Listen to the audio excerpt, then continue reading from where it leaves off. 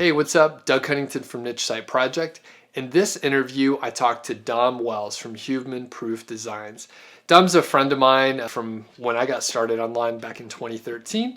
So we talk about how Dom got started online. We talk about, sort of what he is working on now. He has more of a service-based business in some ways, and we talk about how he structures his team. So let's just get over to the interview right now. Hey, what's up? Doug Cunnington here from Niche Site Project. I'm with my good friend Dom. How are you doing today? Yeah, I'm doing good, thanks. Cheers for having me. Yeah, really appreciate it. I think it's the first time on the channel, but you and I have known each other for a while. You've guest posted at Niche Site Project. I think I've guest posted with you, and then I've been on your podcast a few times too. So I think if people follow us around, they've probably seen us, brushing shoulders in the past. But some people may not know who you are. So Dom, can you give us a little bit of an intro, like who you are, where you're from, what you're working on?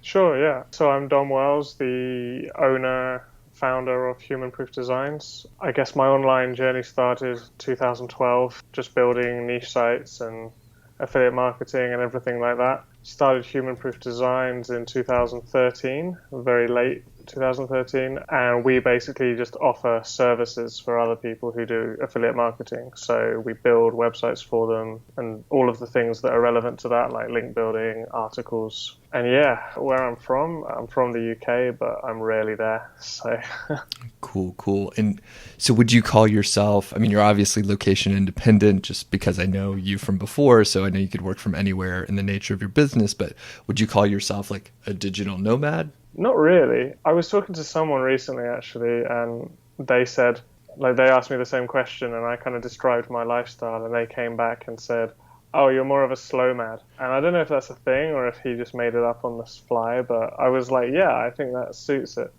So for me, it's like over the last 2 years, I spent about 11 months in Canada, and then I spent this summer, so summer 2017, in London, and then I've just spent a month in Thailand and moving back to Taiwan at the end of the year.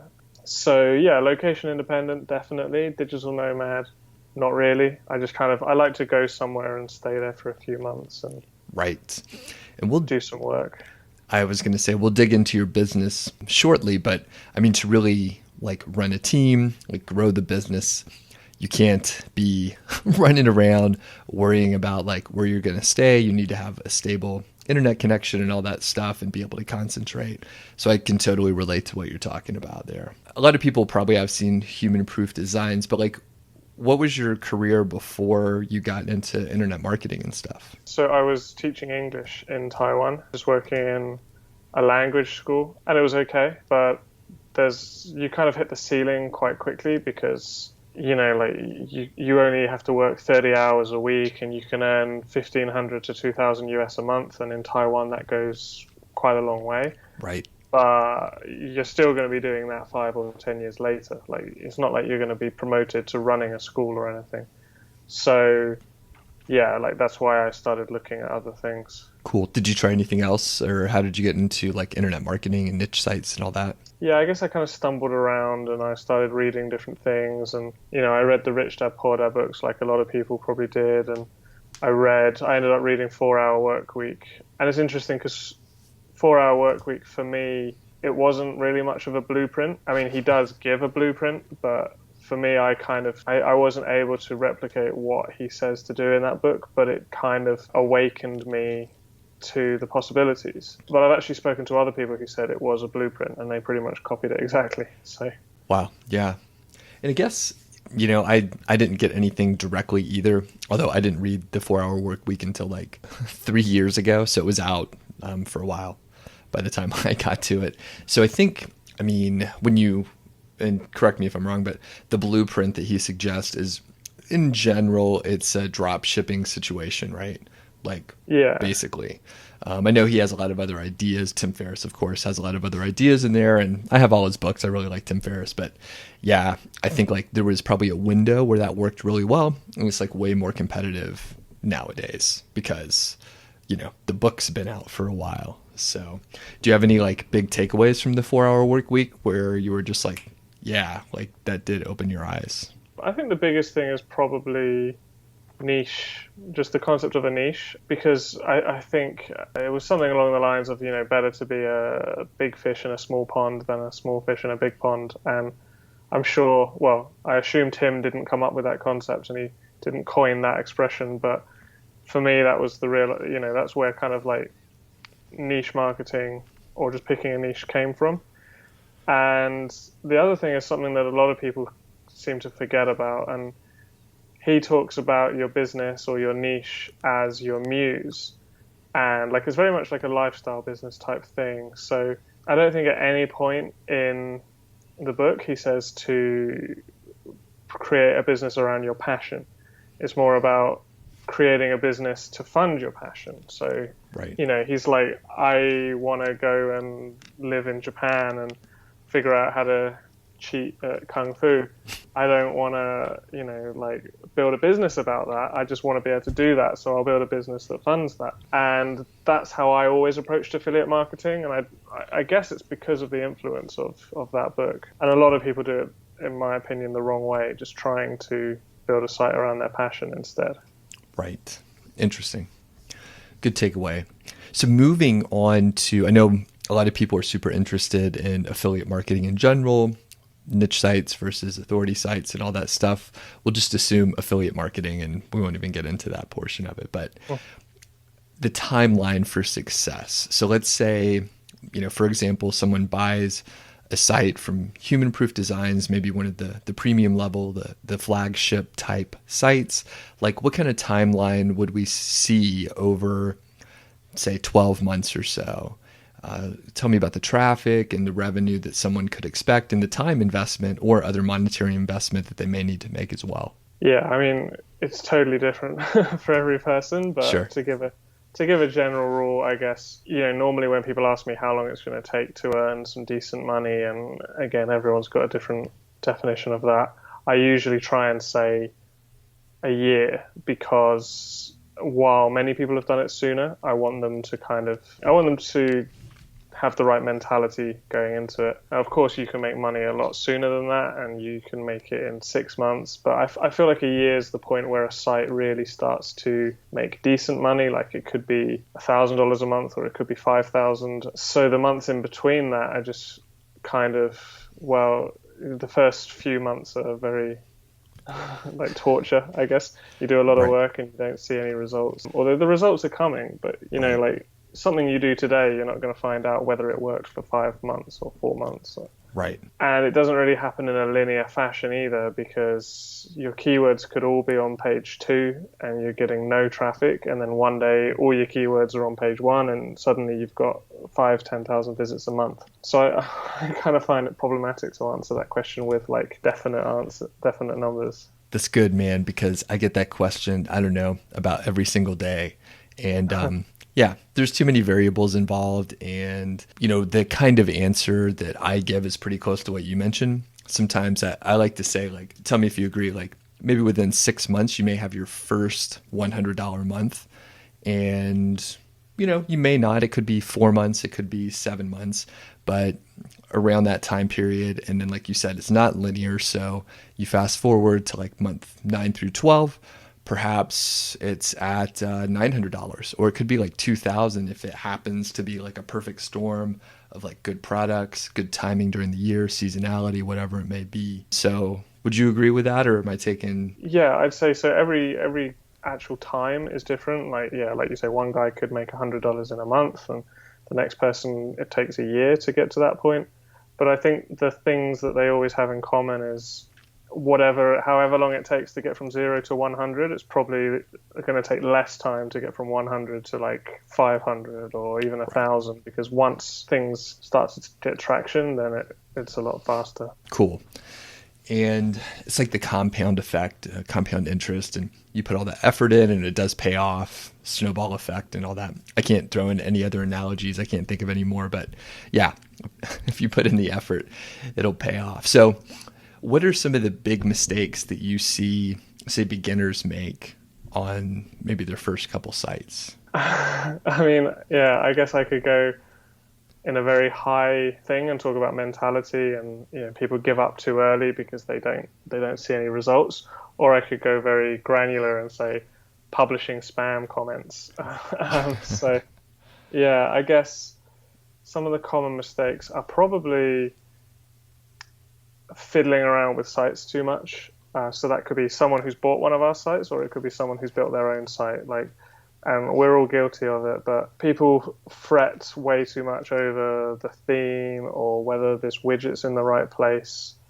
And that stuff's important, but if you're not getting like 1,000 visits a month, it's irrelevant. Giving up too early is probably the biggest one. And if you don't see results, then, it's really hard to motivate yourself. And even if you tell people that beforehand, they're like, yeah, got it. But then 5 months later, something changes. Here's a common question that I get, and I just kind of want to see what you'll say. So I'm in a kind of a hurry. This is not me speaking, but a question. So I'm kind of in a hurry. I really need to make money. Are there any shortcuts that you could suggest for like making money sooner on my new site? Well, yes and no, I guess. So, I mean, like kind of morally, I want to say no because I feel it's the wrong attitude. But yeah, there's stuff you can do. Like you can share your articles on social media more aggressively than someone else. Or if it's a site that has decent commissions, you can do paid traffic. But that could end up backfiring and you lose money faster. So I feel like if you approach this from I'm going to make money sooner or later, I don't really mind how long it takes as long as I get there, then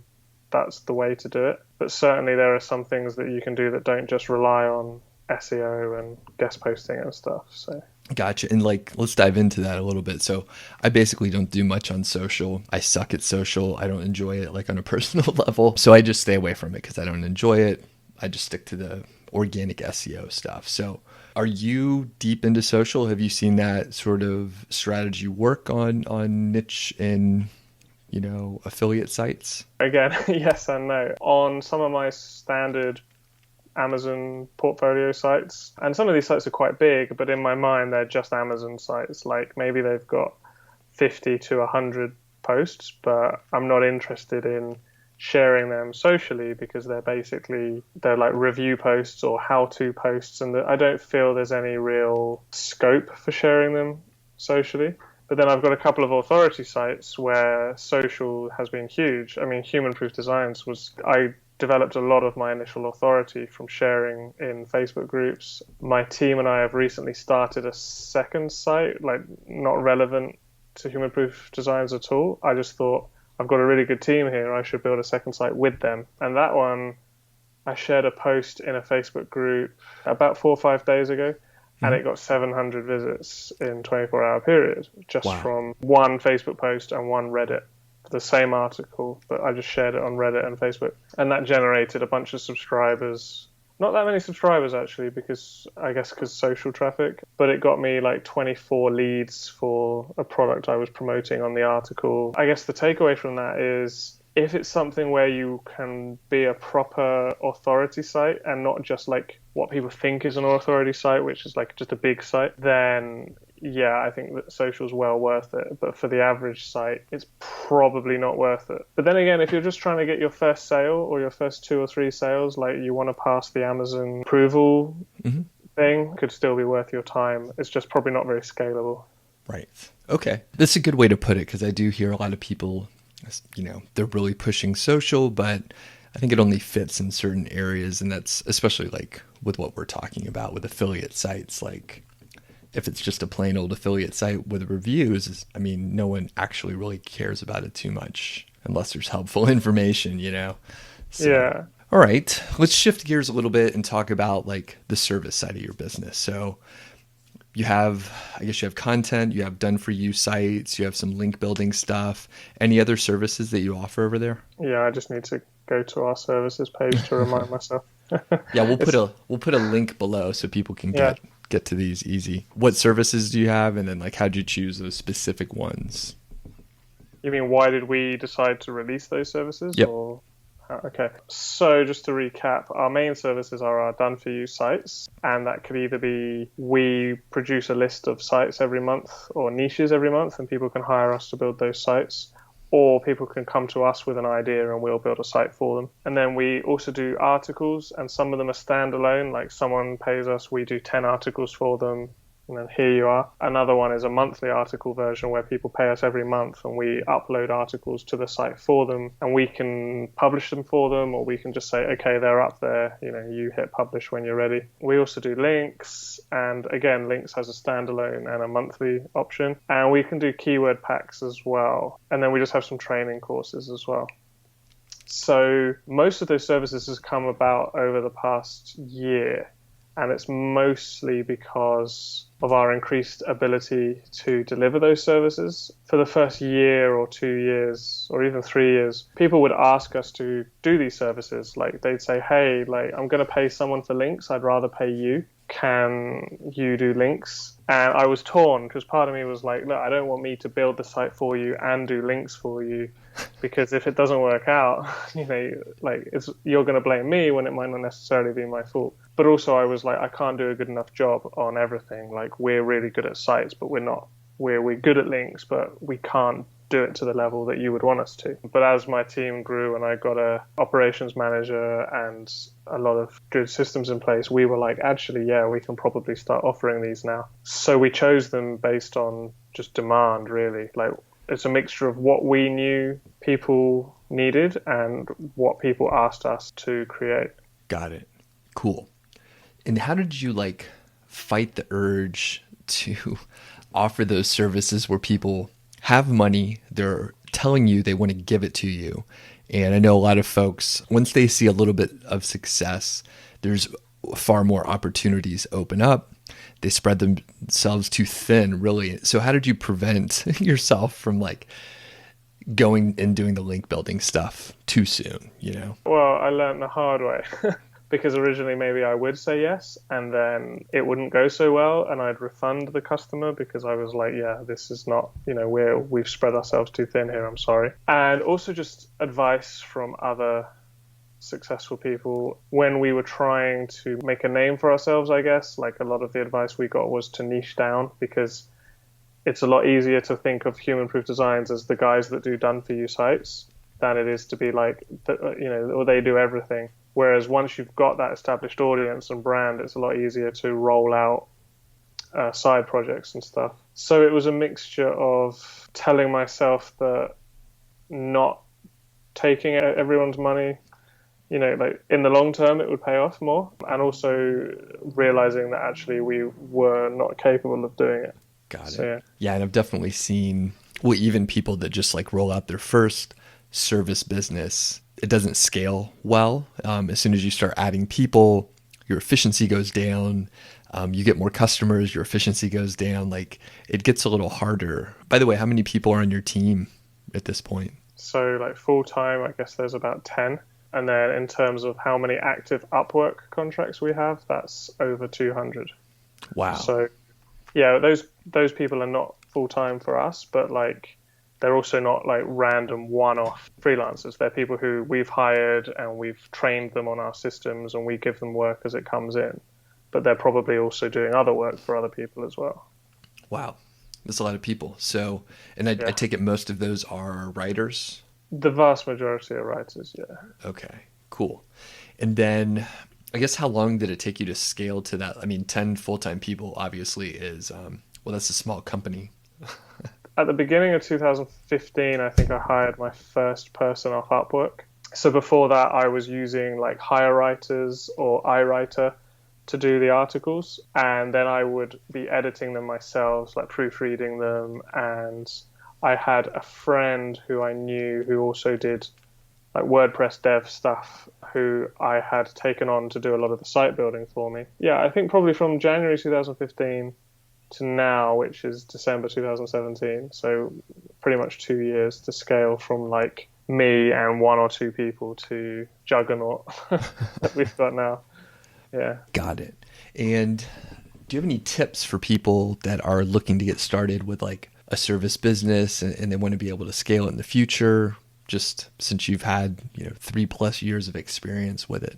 Yeah, I've got probably too many tips to fit into one video. I think the hardest part of scaling a service business is when you're doing it yourself. In the beginning, you're busy hustling to get customers, and then you get the customers and you're like, okay, sweet, and it's payday and you get all this money. So then you're busy dealing with the customers, and suddenly there's no one else in your pipeline, and the pipeline dries up. So you've got to be able to have margins where you can hire people to actually fulfill the service so that you can just focus on filling the pipeline. Or if you prefer fulfilling the service, then you can hire someone to actually do the sales. So yeah, it's a lot of hustling at the beginning. And part of the reason we had to keep putting our prices up over the years was because it was like, I can't do everything that our customers want and grow the business unless I can hire more people. A big help for me as well was hiring my operations manager, because I'm not a very good manager and he is. And he didn't really know the business that well, but he knew business. He just didn't know our business very well. And he had a lot of experience running a company with his dad. And so he was able to really put legs on a lot of areas of the business that I was sort of struggling and fighting fires and everything. And so having him was well worth it as well. Cool. So let's shift again from the services over to Amazon affiliate stuff. So I've been getting a lot of, actually, people ask these questions all the time. It's not just because it's the end of the year, but what's the future of Amazon Associates? Do you feel like it's going to be going away soon? I've actually have people telling me, yeah, I heard the Amazon Associates program is going to go away. And I'm like, what forums are you reading? I don't know that that's accurate. So where do you see the Amazon Associate program going? I don't see it going away. I think if they wanted to get rid of it, they would have done it. They wouldn't have spent a year doing all the stuff that they've done over the last year. They wouldn't have just reduced people's commissions. They'd have just said, sorry, no more commissions. Where it's going is a difficult question to know, because perhaps Amazon don't know either. I do know that they want to align things a lot more. So Amazon US and Amazon Europe, they're trying to get them a lot more aligned in terms of the people running them being more aligned, but also just the terms of services being aligned, and maybe having one dashboard for everything. And I think they wouldn't be investing in all of this stuff if they were going to retire the associates. They're creating free plugins right now, like one link and the other plugin they've got, because they don't see the point in us having to pay for things like Easy as On or AAWP or Genius. Right. They're like, look, if you guys should be able to do it for free, and we should be the ones who create it for you. So I just don't see the point in why they would bother doing that if they were going to get rid of the program. Maybe more cynical people would be like, well, that's why they're doing it, so you don't see it coming. But yeah. Well, my take, even though I'm interviewing you, I'll just mention this quickly. I mean, if we have traffic, if our sites have traffic, we have a lot of power. And if Amazon doesn't give commissions anymore, well, we can send the traffic to, I don't know, Walmart, right? Walmart is a huge company and they have free 2-day shipping. You don't have to pay for a membership. There's hundreds or thousands of Walmarts in the US. You can drive to, I live in a fairly small town. We have a Walmart 5 minutes away. They're all over, right? People trust Walmart also. Cheap prices. So, I mean, if Amazon goes away, which I hope it doesn't, love Amazon. If you're watching Amazon, Dom and I think you're great. But, there's other places. If we have the traffic, then we have a lot of power, I think. So, and so that question was partially inspired by Kasem from your Facebook group, Dom. So just thanks, Kasem. Another question from Hans. So Dom, what's your thought process behind spotting underserved audiences? Looking for them or recognizing them? I guess in recent times, I've discovered a few niches simply because I'm in them, and I've realized that keyword tools don't necessarily show everything. I'm one niche I'm in. I was doing quite a lot of research about these topics myself and realizing that there weren't any authority sites around the topics, and I realized it's because it's quite new, and keyword tools, Ahrefs, for example, uses a 30-month average for its keyword, so that's 2.5 years. So right. They might say this has only got 10 searches, so people like us are not Not gonna interested. bother. But in reality, maybe it gets 1,000. And even then, they're scraping Google Keyword Planner and using some other clickstream data, so it's still estimates. I don't know how to kind of Yeah. get So I back to the think, point with this. I mean, it sounds like just naturally, organically, you spot them because you have inside knowledge, basically. Like you Yeah. have more knowledge than other people. Yeah. It's like an unfair advantage. Yeah, exactly. And I don't know if there's a way to systematize that because it kind of contradicts what I was saying before about like, you shouldn't just choose your passion, but that's kind of how I found this niche. So, maybe doing research outside of keyword tools is a good way to do it. I think one of my very first podcast episodes, I don't know, it's shortly before you were on. So like episode 8 or 9 or somewhere around that with Kelvin, my content manager, we were talking about ideation and he was saying going into bookstores and seeing what magazines there are and seeing what things there are out there and just looking at other ways of getting niche ideas. But then I guess you can run into problems where if you come up with these ideas and you determine the niche is underserved, does that mean it's underserved and there's an opportunity for you to come in, or is it underserved because it's not a money-making niche? So I think it would be difficult for a beginner to analyze that. I mean, I think I'd struggle to analyze that as well. Right. Yeah, I agree. I think, as far as like brainstorming, like the bookstore idea is great. Go to the public library and just start perusing the shelves. You'll find all sorts of stuff. They have magazines there too. But yeah, I mean, I would think like if it's a new, like a trending kind of thing, that would be sort of like underserved and potentially like monetizable. But if it's like antique bicycles or something like that, like you may not get, it may not be profitable because there's really not that many people looking for those antique bikes, where like the big front wheel and then the little small one in the back, the ones I'm talking about. Yeah. I'm just Yeah, kidding. yeah. So I'm going to shift into a couple rapid fire questions. Some of them are just completely ripped off from the Tim Ferriss podcast, but we'll just go with it. Sweet. Okay. What's a purchase of $100 or less that's had a big impact on your life, say in the last 6 or 12 months? $100 or less. I don't know. Okay. We'll come back to it. If you think yeah. of something, that'll be cool. When you think of the word successful, who comes to mind? Various entrepreneurs that I look up to. I think everyone has a different definition of success though, so Sure. I'm kind of wary of naming people. Okay. All right. We got one more. Maybe you'll be able to tell us. What are 1 or 2 influential books that you've read, say in the last year, that you would recommend? Yeah, I've read quite a few good books in the last year. I read some like classic books that have been around for a lot longer, like .com Secrets. I only got around to reading that this year. Launch by Jeff Walker. Mm-hmm. Ask by Ryan Levesque, which is kind of like Launch 2.0. Digital Gold's a good book if people that are interested in learning about Bitcoin. Yeah, those are the ones that come to my mind. Okay, cool. And I don't think I've read any of those, but I know of them. I think I've read like the summaries of each of them, but I haven't read all of them. But if you've been in the space for a long time, you'll know all of the things anyway. You'll just read it and be like, oh, that's where this came from. So Comes together. Yeah. Cool. Yeah. And let's see, last question here. If you could start your business over, would you do anything differently? Why or why not? Yeah, I would do influencer outreach a lot sooner. I think I didn't connect with anyone for 6 months. And as soon as I started connecting with people, that's when I started to get traction, became an authority myself. Obviously it was earned, but I mean, yeah, I probably wasted 6 months there. And that was down to being, I guess, slightly having imposter syndrome and thinking, why, I'm this new blogger, why are people going to listen to me? And then what else would I do differently? I'd probably hire people sooner as well. Like all of the stuff that has worked for me, I probably dawdled on it way too long because I hadn't done it yet and I didn't know how to do it. So I was like umming and ahhing and, it's like something you're like, oh, I've never done paid traffic before. Should I do it? Should I not do it? And then a year later you do it and it works out profitable and you're like, oh, I should have done that a year ago.